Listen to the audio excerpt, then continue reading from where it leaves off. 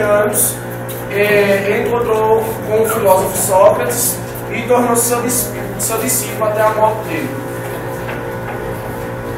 No geral, Platão desenvolveu a noção de que o homem está em contato permanente com dois tipos de realidade, a inteligível e a sensível. A primeira é uma realidade imutável, ou seja, ela é igual a si mesma. A segunda são todas as coisas que nos afetam de acordo com os sentidos. São realidades dependentes, mutáveis e são imagens da outra realidade, a inteligível. Essa concepção ela era conhecida como teoria das ideias ou teoria das formas. Ela foi desenvolvida como hipótese no diálogo de Phaedon e constituiu uma maneira de garantir a possibilidade do conhecimento e fornecer uma inteligibilidade relativa aos fenômenos. Para Platão, uma determinada caneta,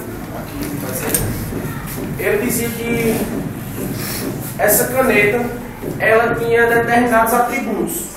A cor dela é azul, aproximadamente 12 centímetros e tal, forma cilíndrica. E essa outra caneta ela terá outros atributos, sendo também uma caneta. Deixa eu ver aqui.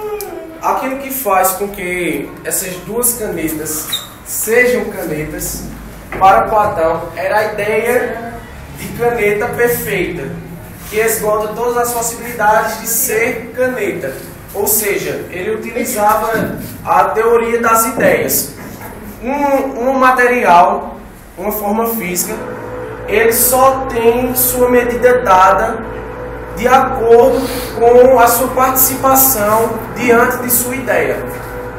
Ou seja, a ideia do objeto, não da sua forma física. Ele se propôs a resolver um problema entre Heráclito e Parmênides. Para Heráclito, o ser era mudança.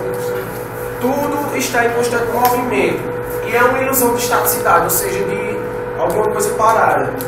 O movimento, ou a permanência de alguma coisa em determinado lugar. E para Mênides, o movimento aqui era uma ilusão, pois algo que é não poderia deixar de ser e algo que não é não poderia passar a ser.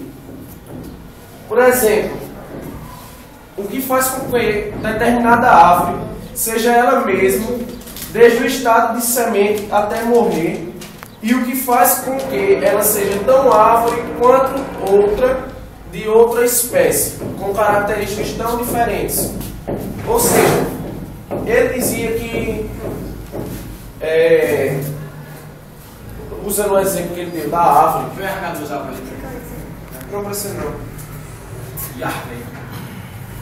Ele dizia que a árvore ela tinha uma mudança, havia uma mudança nela, pois ela passava de semente para a árvore e depois morria. Aí havia uma mudança enquanto a ela mesma.